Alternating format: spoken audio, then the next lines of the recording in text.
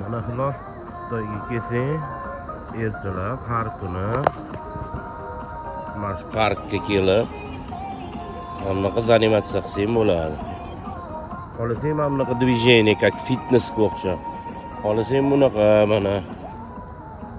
O naryoqda yogani o'rgatadi. Endi qanaqa o'rgatadi? Hamma kelib желающийlar shu yerda shug'ullanadi. Va uyda bekor yotmaslik uchun qariyalar основной. Mana hamma bog'da, mana.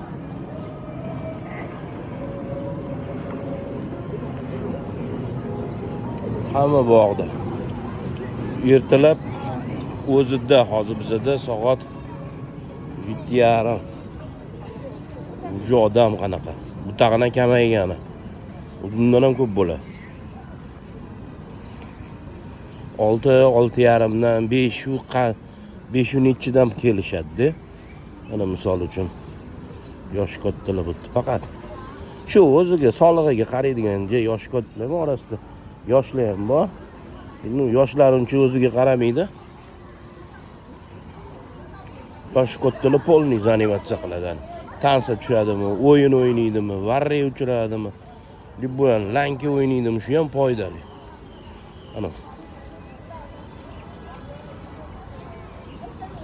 Mana yo'da yoga qiladi, bu tomonda yoga o'rgatadi. Bitta odam biladi, uni ketidan hamma qaytaradi.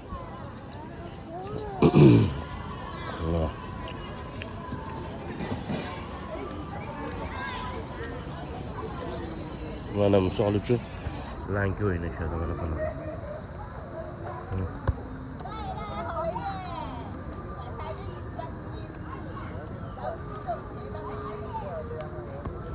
Mana yoga.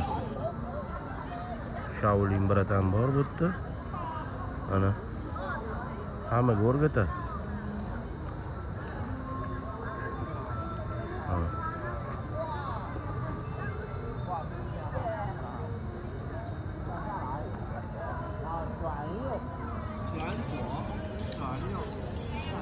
Đâm đã. Gần ra nhấp đi hả?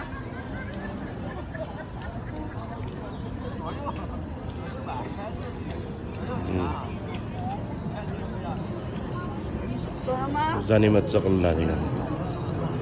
Короче, mana bu opoqqa qovun olib kelib bo'lishyapti.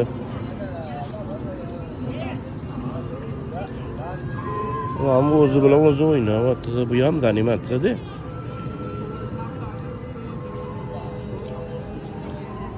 Короче, hamma shu yerda. Просто yursang ham, ko'rdi, men misol olib birata saksofon chalyapti. Hech kimga bir şey bermayapti. Bu yoqda ham mana yoga. Просто turib blanketida qaytarib, mana bu qilasan. Hech kim hech bola demaydi.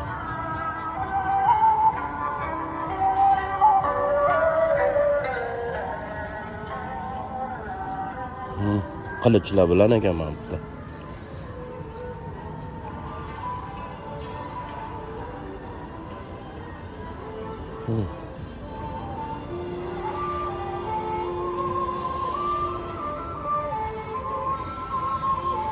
Chopib qo'ymasinlar.